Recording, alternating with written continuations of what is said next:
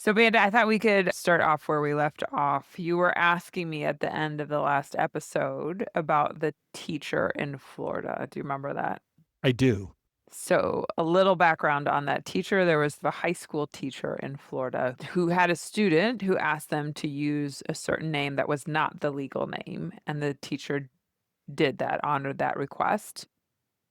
And the law in Florida, is my understanding, is that teachers must use the legal name of all students unless a parent or guardian says they may use another name. They must have parent or guardian permission. And that's even like if a student's name is John and they want to go by Jack, they must have parent or teacher permission to have that change. So all teachers must use legal name unless permission. And she did not do that. She used the student's name that they asked her to use. And so they are not renewing her contract at the end of this year. And I believe they are investigating her to consider losing her education license as well.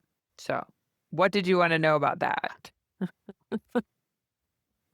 I wow. Well, it's interesting. I think that we started to have a text discussion one day about that, if I recall correctly, about where's the line where the parents of a minor child should be informed about what happens at school and what's going on with their kids. I mean, Right. and okay, so this is clearly unfair, right? The way this person is treated, the law is kind of questionable, right? If you're going to punish somebody for calling John Jack or Richard Dick or whatever, it's a little extreme. But to play devil's advocate, at what point should a parent be informed if there is an issue? And and I guess part of that is I think that there is s- a feeling that when you have this conversation in particular, that it's the parents are always going to be reactive in a negative way. And they're always going to make the wrong decision. So how would you respond? I don't think parents will always respond negatively. So I think the first issue here is that from an educational standpoint, that a student that wants to use a certain name, regardless of the reason, it's like, okay, part of the reason of honoring that request, let's take the law out of it. Let's say there's no law on it. But part of the reason for honoring that request is so that we can get past that to focus on academics. And especially among transgender and non-binary students who are many times thinking about being seen and having that concern. If acknowledging their name is what it takes to ease some of that anxiety, ease some of that concern, then they can focus on the academics. And I think the goal of school is to be able to focus on the academics and learn. I always talk to any sort of educational institution, sometimes private ones, as well as what is your goal? If your goal is to teach, then you create the best environment by using the name where people feel seen. And even in the example of somebody named John who wants to be called Jack, like I think of kids I know that have names like that like to be called a different name. They don't relate to that birth name. They don't answer if you call them by their birth name because they don't relate to it, right? They don't feel seen. So it's just a way of providing education, getting past that to be able to speak to it. Now let's talk to the issue of parents' right, the parents' right to know. Most of the people that I know that are in advocacy, transgender advocacy, encourage teachers to have the conversation with the students to talk to their parents about these issues, to encourage them and support them in having the conversation with their parents. But there's a tricky piece here. We don't know what happens in a household. And so what happens if a teacher takes it upon themselves to share in a home when a student says, please don't do this, and that student gets kicked out, that student gets physically or verbally, mentally abused? What responsibility does the teacher have? But as far as like parents, right, where is that line?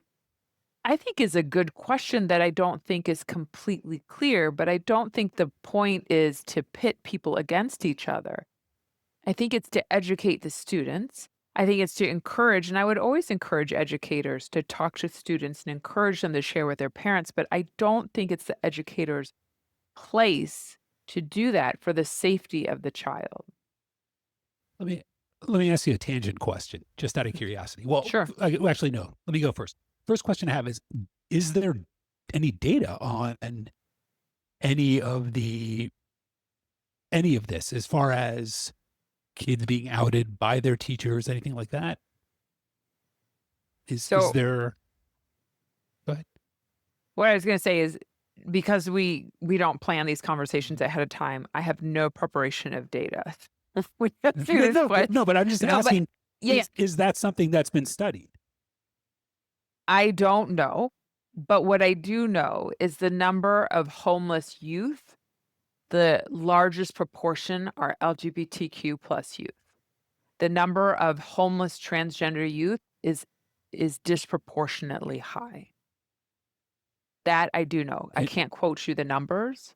Okay, and I was But gonna ask, without putting you on the spot, do you does know? it come from school? I don't know. But I do know I haven't investigated the numbers because I don't work a lot with schools. I would be curious to look into it because I think that is some of the inspiration for why California made the law. So California made the law that said that teachers cannot tell parents about students asking to be called different names. They cannot tell parents if they know that students are identifying in a different way within school. I think it came from that reason. Now, is it because there's data about it or is it just assumed? I don't know. I have I a mean, guess, I'm but I don't know. I like numbers. Numbers. I I will look up numbers for you, but I don't have them off the top of my head. Well, let me ask you another question, based Mhm. on what you just said, because are you? I mean, you said you're not really retained by schools too much, or No. no? Okay, because I was. I've been asked to come into school just to educate them what gender is When you of say them, do you mean the students or the faculty? faculty, but Is is now, because really where I was going is I was curious if that kind of work or requests or whatever you want to call it has kind of decreased lately based on the world. so I did it earlier on when there weren't many people that did it. Now I haven't done it for many years because were groups that specialized in education, and as legislation came to be, there was so many more things to know that I said, healthcare is my specialty. I know the culture better, so I haven't done it a lot. I'm trying to think of my friends that do work within education.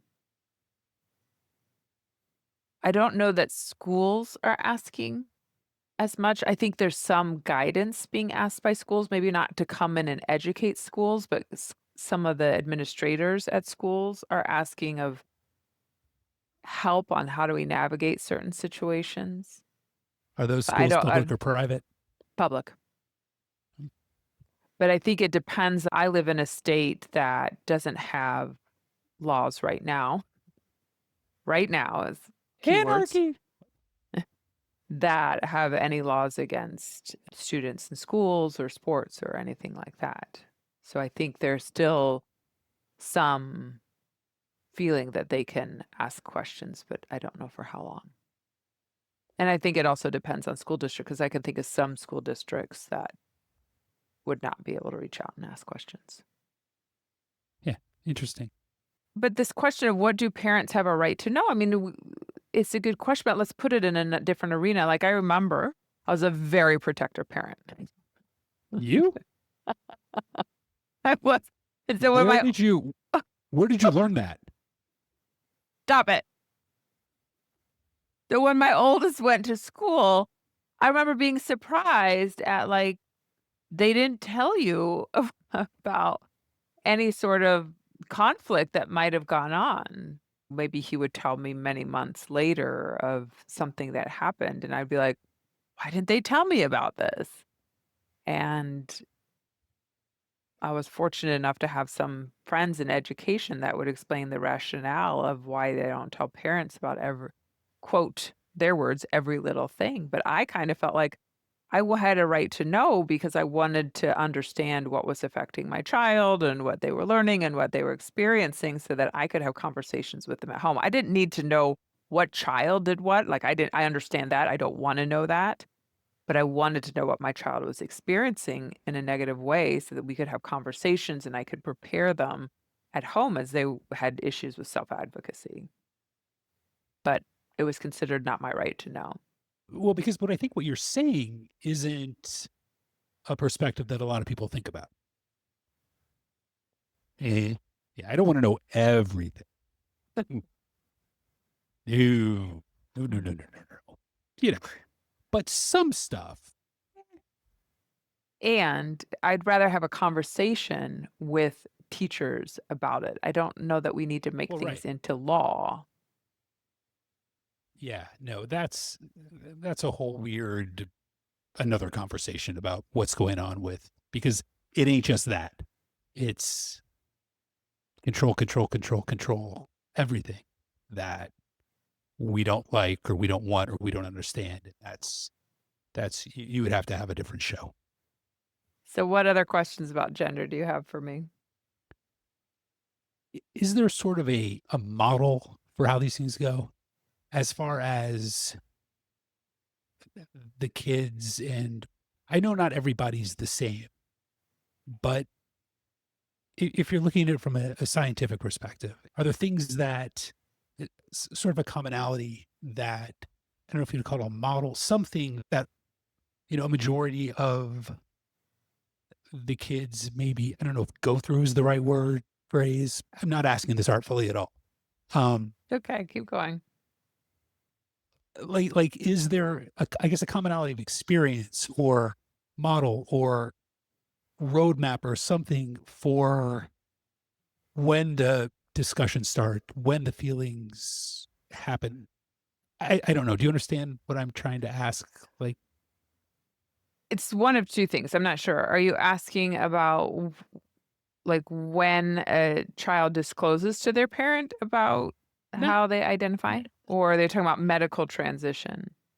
I'm talking about not medical, Okay. but it not so much when the kid will, you know, say to their parent or have the conversation, but what happens afterwards? Mm.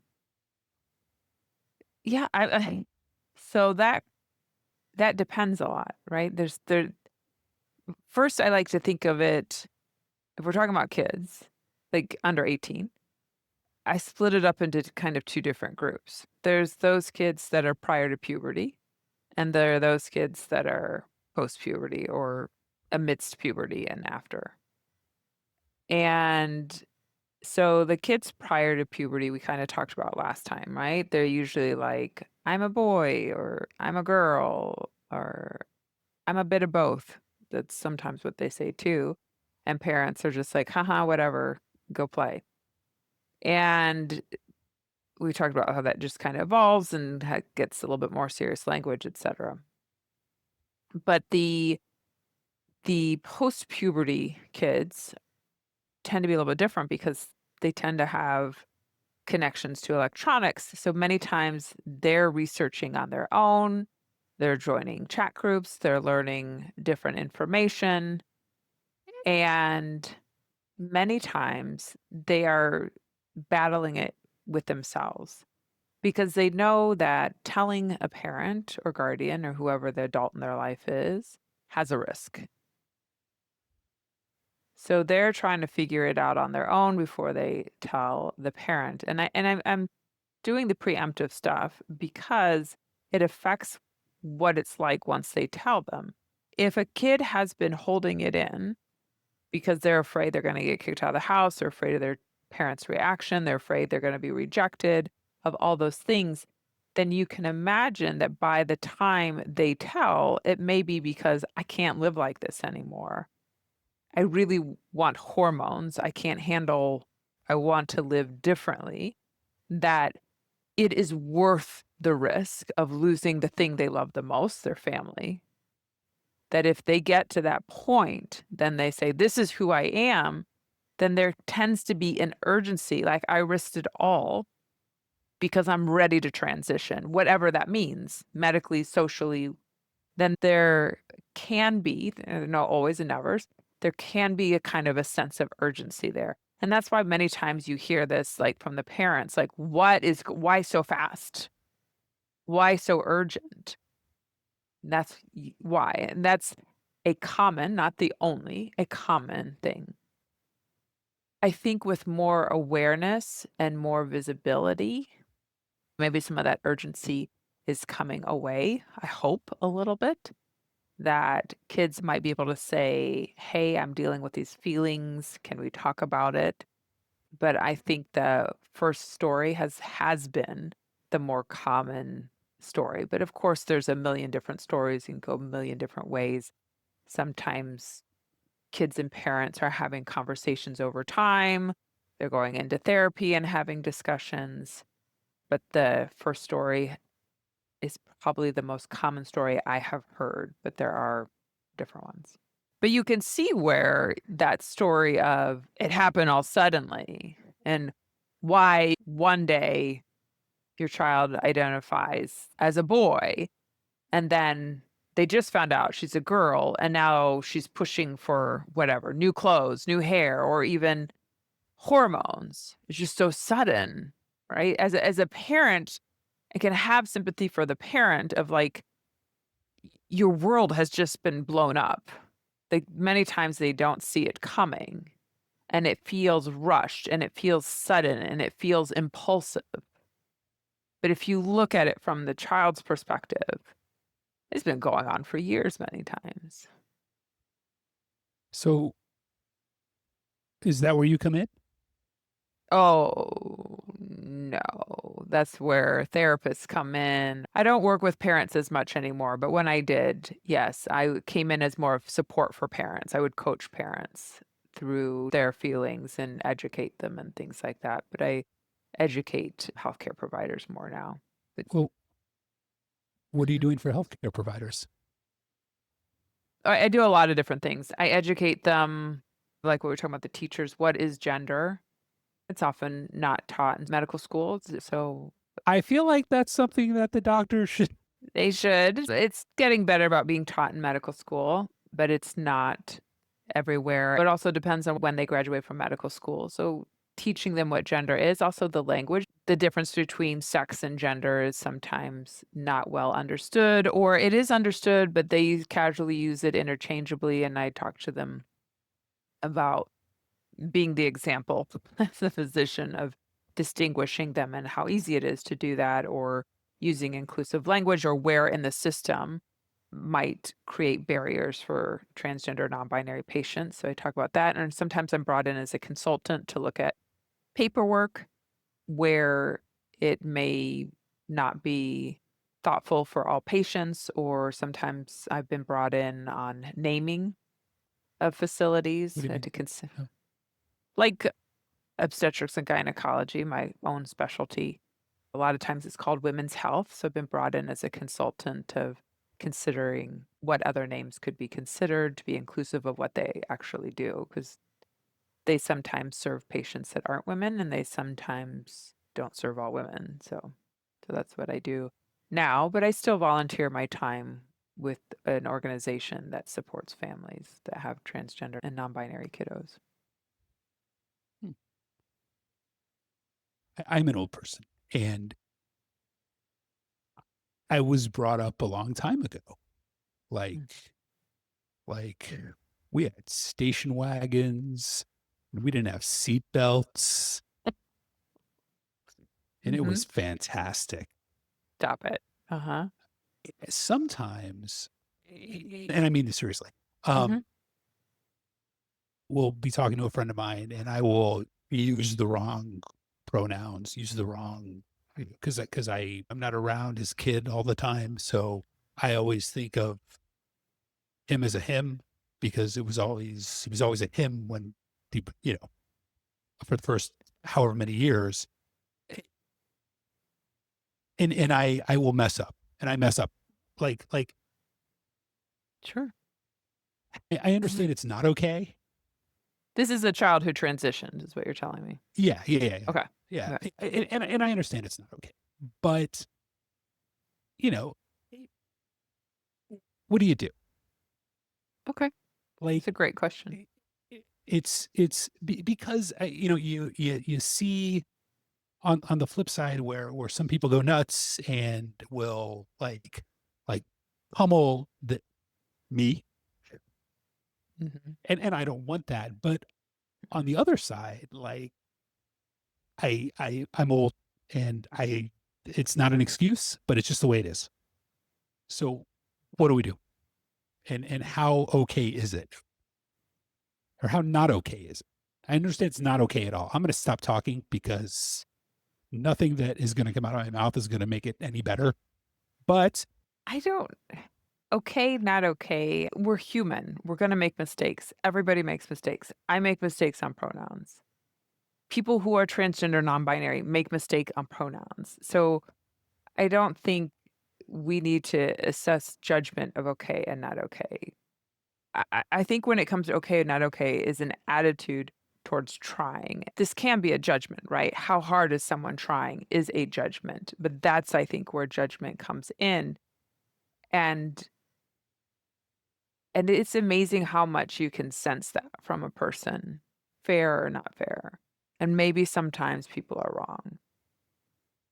But let me answer the first question, which is what do you do when you make a mistake? And then let's talk a little bit more about I don't want to call it okay or not okay, but the impact. okay. Maybe that's a I better way mean, of not looking okay. at it. I mean, Yeah, stop talking.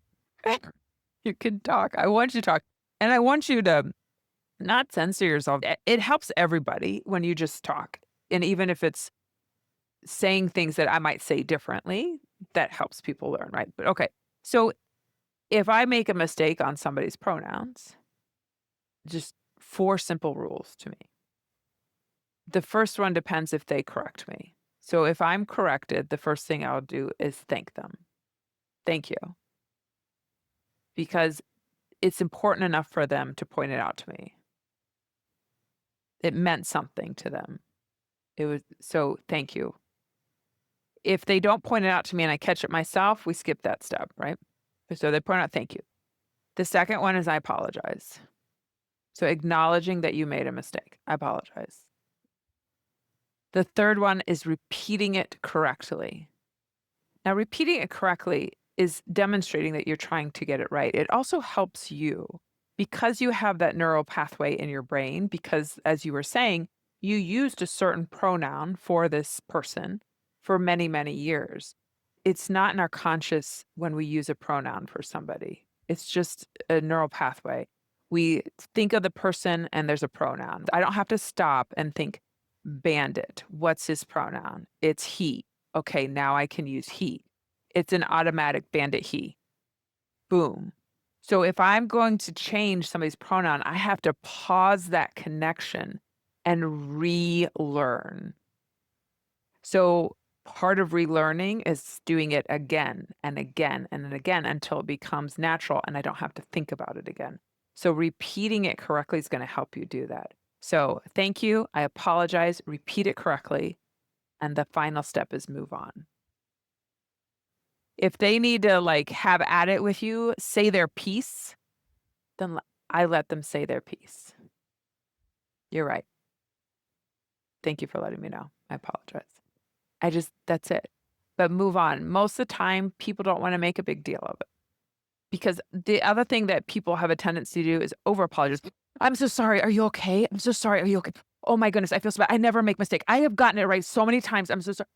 When we do that, we make it about us because now what happens? Now they've got to make us feel better. It's okay. I understand. No, it's okay. I'm okay. Right? Then we make it about us. So just move on. Don't over apologize. Don't explain yourself. Nobody cares. They might have to be taking care of themselves in that moment, even if they're quiet. So, thank you. I apologize. She was telling me, or whatever you were saying, repeat it correctly and move on. That's my advice for making mistakes. Okay. That's And I think when we're like, oh no, I'm a horrible person, like that comes off in body language and tone. And so I try to think like, yeah, I feel bad. Yeah, I'm going to feel bad. You might feel bad, but it's like, you know what? I'm doing the best that I can. I'm going to I'm going to work harder. And if I ever do it to somebody and I do really have that lingering feeling of I feel badly, then I might ask their permission away from other people that can we talk about this for a second? Sometimes they don't want to. And I make sure it's not about me, that it's about them. And it's usually just to let them know, I want you to know that I understand that pronouns are very important. And I want you to know I'm going to keep working on it so that I'm going to try to make sure it doesn't happen again. And then work on it, then actually work on it. Working on it means finding a partner, finding someone you can talk to that you trust, and telling them stories about this person. Telling stories about them, we usually picture the person, and it will force you to picture her and then put the pronoun together. And again, create that neural pathway again and again and again. And this trusted person can stop you and go, oh, you said he. Oh, okay. And then repeat it and say she. And that's what it takes practice. fair. I think it's important to know, yes, a pronoun a pronoun is a word that represents a noun. So it represents the person. Schoolhouse Rock. Yes, you know it. Put put that with your Rules. station wagon. Damn right. But pronouns a word that represents a noun, so it represents the person. And that's why I don't know why we have arguments about people's pronouns. It's a word that represents the person. So if that's what represents them, then use what represents a person. I don't understand the problem with that, but I digress. And so it's important. Many times people don't feel seen. So you're recognizing, you're like, it's bad. It's not bad. You're learning. And I think the most important thing I could say is that to acknowledge that you're learning, to acknowledge I'm working on this. Sometimes I think people feel uncomfortable and then they ignore it and they're like, they try to like just brush it under the rug and keep going. And I think that's harder because then it's not acknowledged and shown that it's something important and shown that you're working on it. And then you wonder, like, will this person ever get it right? And I want to say that age is not a problem. You and I both know a very wonderful 85-year-old man who is amazing at pronouns, who Yeah. also likes Frank Sinatra. And then, okay. All And right. you're not anywhere near 85, I so zip I it. I feel like it today. You may feel like it, but I reject age. I'm not gonna lie. Age may, and he will even tell you, even though I've never heard him make mistakes on pronouns, age will make it more difficult. But He's 85. yeah, he is. But he can rock those pronouns. Good for him. Yeah. What else? That was a big one because Was um that helpful? yeah, I think so. Because it really I really do feel like there is a sort of a push and pull, you know. But yeah, You may have someone yell at you sometime for getting the wrong pronoun. I get I yelled at all the time for everything, so they should throw that on the pile. but I think the important thing is you know your intention. It doesn't feel good, right? And I think the whole political environment has some of it for some people has come from this either fear of being yelled at or having been yelled at. And I'm not saying that was right, but sometimes it has come from like sometimes 100th person that day to get it wrong. And I could understand where that would be frustrating. That'd be really upsetting. It's like, enough already. Okay. And so I have some sympathy for them. I just don't make it about me. Like if someone yells at me for that, I'm not like, oh, but I'm trying. Like I can tell myself, you know what, I'm trying. But they don't have to see that.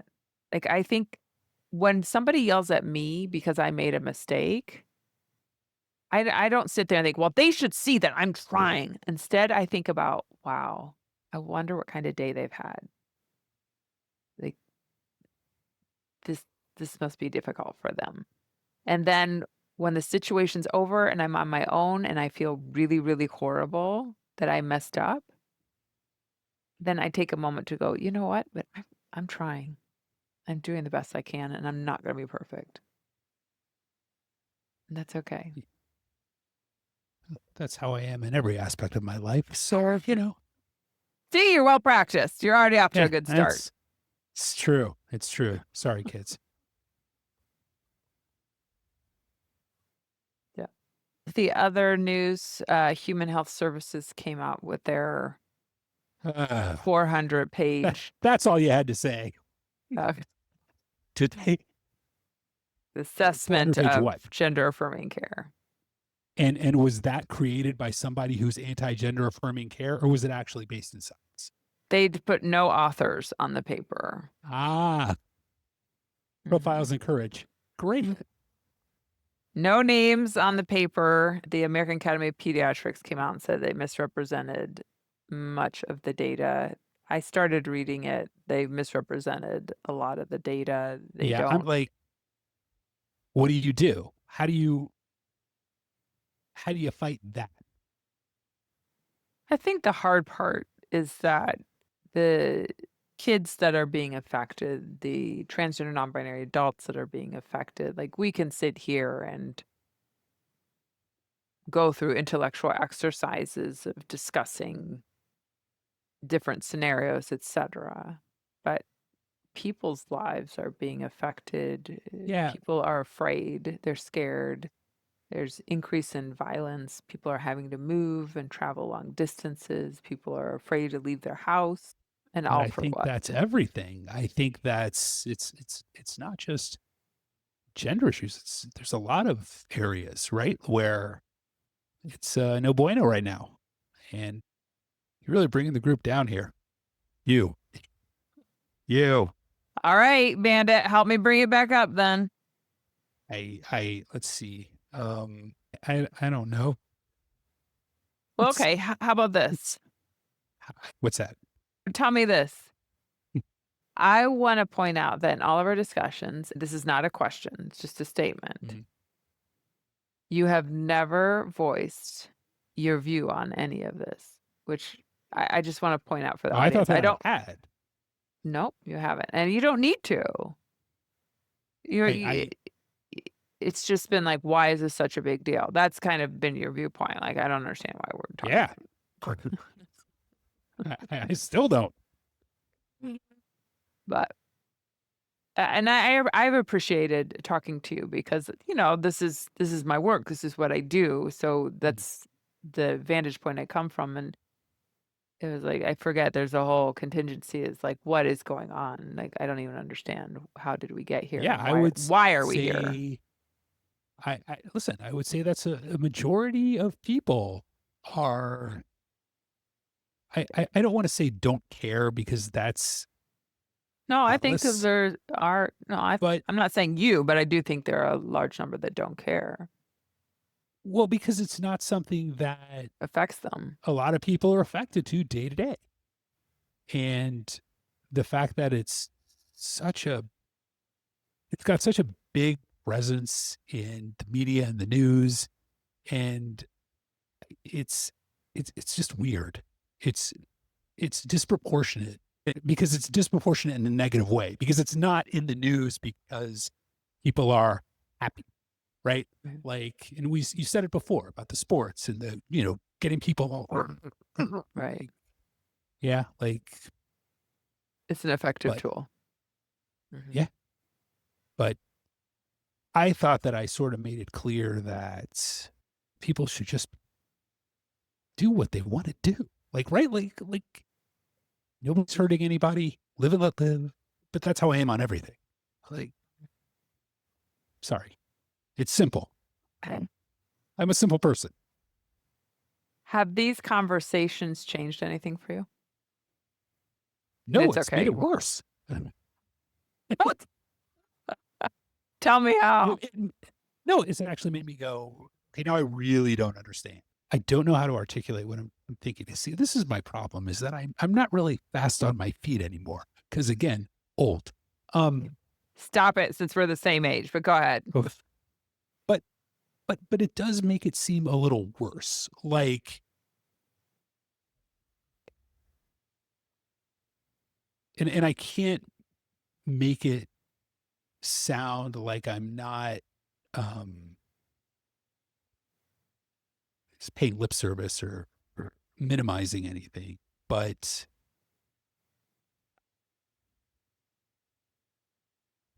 it's it feels after talking to you that people are worse off maybe than I understood. Because you can read an article, you can see a headline, and it can make you angry.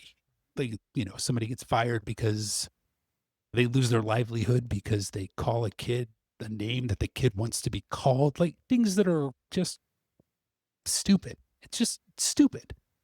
Really, really, what we need to do is we need to go back to Dr. Seuss because if we all just lived by the lessons that Dr. Seuss taught us, I think the world would be a better place. There you go. What lessons are those? Rhyme? Oh, Just speaking rhymes? Just keep it. no. Let's just be good to each other. Mhm, Treat people how you want to be treated. mhm. Make the world a better place. There you go. You brought us back up. That's a good note to end on. Thank you, Bandit.